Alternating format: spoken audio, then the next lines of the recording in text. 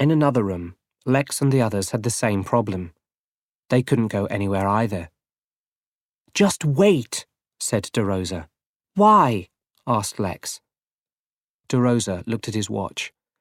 "I think the pyramid moves every 10 minutes, he said. He was right. After 10 minutes, the walls moved again, and there was another door in front of them. The same thing happened in Verheiden and Miller's room. The two men shone their lights into a new tunnel ahead. Miller went first with a light, and Verheiden followed with his gun. Verheiden heard a sound. He stopped.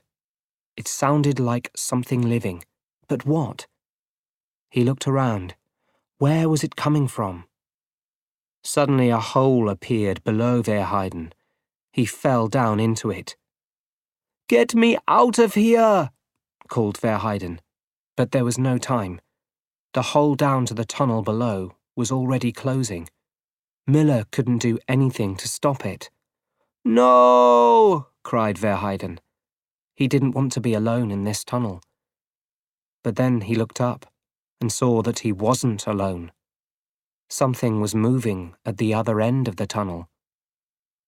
It came out of the dark, and Verheiden was looking into the terrible face of an alien. Verheiden took his gun in his hands. "Come on, then!" he shouted angrily. Before he fired, there was another sound from behind him, even closer. Another alien. It was the end for Verheiden. In the tunnel above, Graham Miller could hear Verheiden's cries, but he couldn't do anything to help. Then he heard another sound. He looked up, and all thoughts of Verheiden disappeared.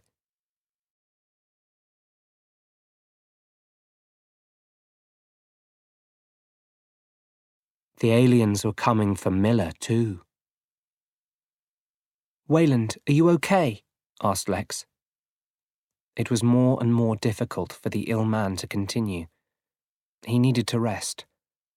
He dropped the predator's gun. "Leave it," said Lex. "It will only make us slower." "We've lost too much already," said Wayland. "We can't leave with nothing." "Give it to me." Lex put the gun into the bag on her back. Stafford was at the front of the group now. Suddenly some ropes shot out at him. He fired his gun, but it was no good. The ropes were over him. He could not move. The others ran to help him, but even DeRosa's big knife could not cut the ropes. "Look out!" shouted Stafford. A predator was coming towards them. Lex ran at it, but it hit her away easily. Then it lifted DeRosa with one big hand. With the other hand, it pointed its long spear at Stafford. The spear shot out, and then Maxwell Stafford was dead too. There was no time for Lex to worry about Wayland's man. She had to help DeRosa. The predator still held the Italian, and soon he was going to die. Lex reached for a gun, but something hit her hard. It was a second predator, but this one was using its special machine. She could not really see it clearly, but she could see the knife. It appeared suddenly, and Lex understood. This was the end. No! Suddenly, something else moved behind the predator. Something big. A long tail moved easily through the predator's body. It lifted the dying predator up off the floor. Lex could see the predator now, and she could see the terrible thing behind it. An alien. It put its face close to the predator's helmet. Its mouth opened, and a second mouth shot out. Green blood fell as the predator died.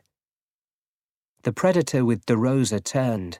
He threw the man down and ran to fight the alien. The predator had to keep away from the alien's teeth and its tail. Lex ran to DeRosa. "We have to get Wayland," she told him. They helped Wayland up and started running.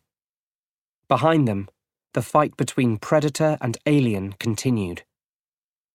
The alien's tail went around the predator's feet and pulled it down to the floor. Then it jumped on top of the predator, ready to kill. But the predator moved too quickly. It turned around and cut off the end of the alien's tail with its knife. The predator was on its feet and running now. It pushed the alien back and took its tail in its hands. Then it threw the alien across the room. The predator ran, but, in a moment, the alien was jumping down at the predator. The predator shot more ropes out. The ropes caught the alien, but not for long. The next moment, the alien was free. It pushed the predator down and opened its mouth. More green predator blood fell. The second predator was dead. Now there was only one inside the pyramid. But where? Lex and DeRosa were almost carrying Wayland now as they ran for the entrance. "What were those things?" asked DeRosa. "You tell me," said Lex. "You know about pyramids." Wayland could not continue. "I've got to stop," he said. He sat down on the stairs and rested. Suddenly something appeared at the other end of the room. The last predator. "There's another one!" cried DeRosa. "We have to go!" Lex tried to help Wayland up, but he spoke to DeRosa. "Sebastian, get her out of here now!"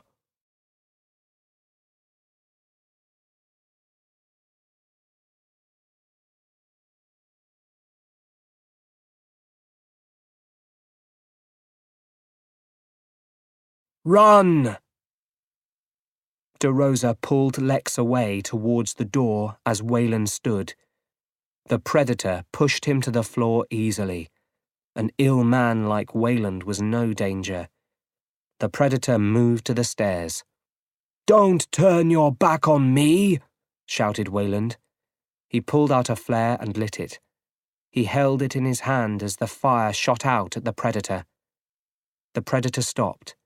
It turned, its knife ready. It pushed the knife into Wayland, and the rich man fell back dead. Wayland's dream was over.